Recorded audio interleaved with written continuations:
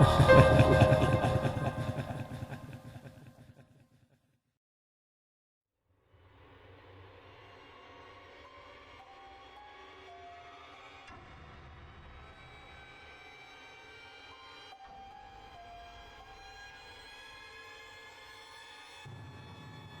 can see him out there.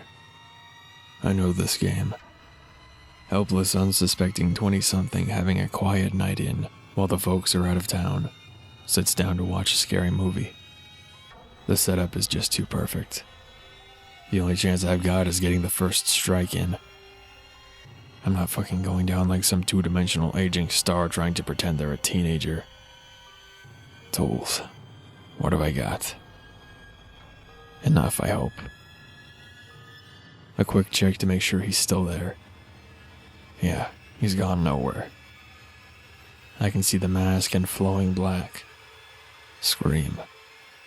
The film about avoiding film cliches, and here I find one stood right in front of me.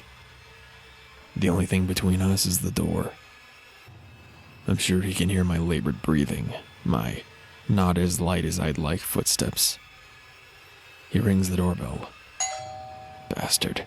Trying to catch me unaware. I don't fucking think so.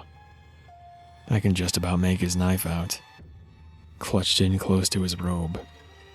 It looks dull, tarnished. I'd call it lifeless, but it feels too much like an omen.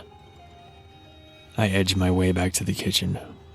The closest thing we've got to a weapon is the assortment of cooking knives. Fine. If it's a knife fight, then I'm going to make the first lunge. I compose myself for a minute, breathing some of the ash from my lungs before stepping back into the living room so I can make my way to the door. He's at the window. Game over. It's now or never. The police never get here in time. The knife is in my hand. Its weight isn't nearly as reassuring as I'd hoped it would be. The handle is moist in my sweaty palm, and I'm trembling so much I think I'll drop it from behind my back and give the game away. This is it. My heart is practically through my ribcage as I reach the door. No fear. If you're going down, go down fighting. I wonder if this is how every man on point felt when breaching a room. How the brave souls of D-Day felt as they climbed into their boats. Death. Palpable. Real. With a face. I twist the lock. The door swings freely with a push. I taste the air. Trip. He stops. The knife. I'd never felt anything like it. The snag as it first hit. The grate as it connected with bone. The touch of the robe as my hand finished driving home my defense. My salvation. It was over. It took a few seconds for any reaction. I don't know if it was enough. I stared into those black holes which should hold eyes and saw nothing. Everything in me wanted to burst. He sways. A groan comes from behind the mask. I smell blood as he falls. I stand, trying to will the life back into my limbs. This is the part where they catch you. Dead? Sure. Dead just long enough for you to let your guard down. I drag him to the chopping block round back and make sure he's not coming back. It's all over. I get back inside and wash up. I cry, and cry a lot. It feels like I've just been lifted from hell.